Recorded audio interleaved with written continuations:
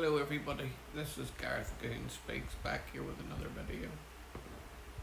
I'd like you to hit the subscribe bar and give me a thumbs up if you like the video, or hit the notification bell to be notified when I post my next post.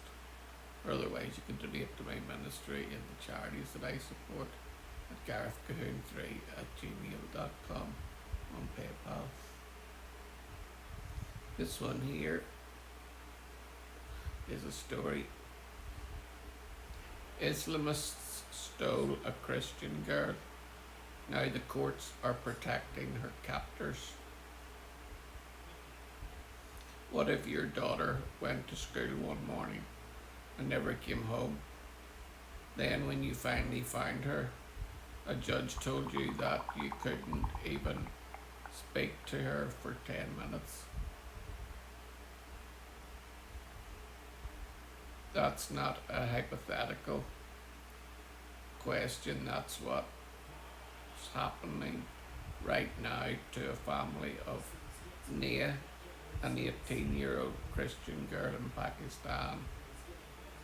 Nia's family works in a brick kiln, which is part of a system of generational debt slavery that, according to Joel Veldkamp of Christian Solidarity International, disproportionately traps Pakistani Christians through. Though Christians represent only about 2% of Pakistan's population, they make up roughly 60% of the country's brick kiln workforce. After her parents had scraped together enough money, Nia was enrolled in a local sewing course. It was a small but hopeful step towards a better future. She only worked there for a short time before one day she went off to work and didn't come back. No warning, no communication, nothing, Veldkamp told CBA News. She just vanished. When her family went to the police, they were met with indifference. CSI stepped in and secured a lawyer who filed a habeas petition, and that's when the picture became even more disturbing. Nia had been found in an Islamic school in Lahore. She had been legally converted to Islam just 2 days after she disappeared. The conversion documents claimed Nia had done her own research and freely chose to change her religion. One problem: Nia is illiterate. The case made it to court. Nia was brought to the courthouse dressed in Islamic clothing from head to toe. Her family was in the same building. The judge ruled similarly against them. When they begged for just 10 minutes to speak with their daughter, the judge said no.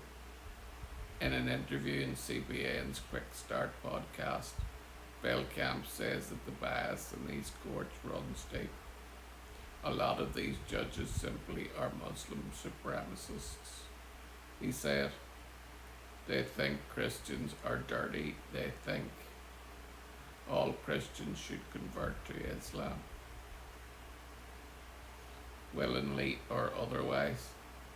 He also noted that lawyers and judges who have ruled in favour of Christians have been murdered by extremist groups, a terror that shapes every decision made in these courtrooms.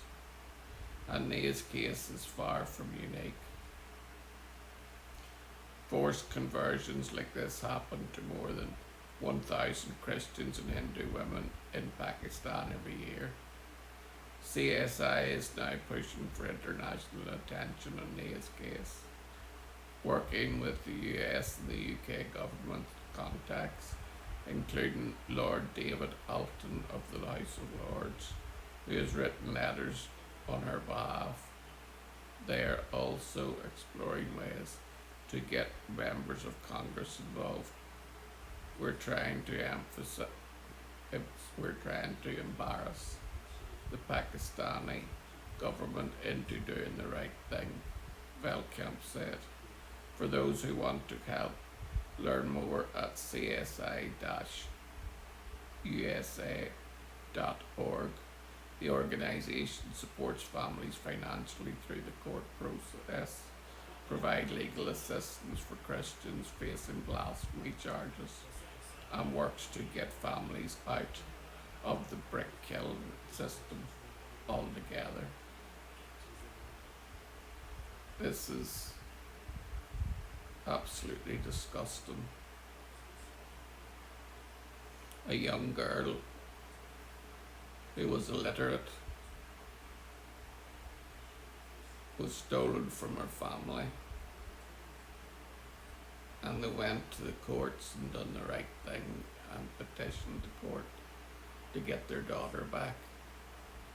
The only thing is, the court is heavily slanted towards the Muslim extremists, and the judges are afraid to give different verdicts because they know if they do that they'll be killed because of it, which makes the court null and void.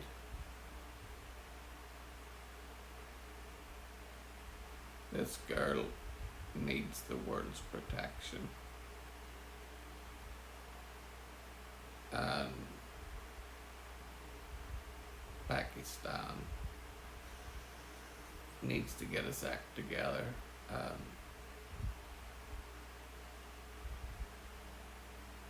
bring change so that Christians, Hindus, and other faiths can practice their faith openly without fear or favour. Shalom, Maranatha, and Hallelujah.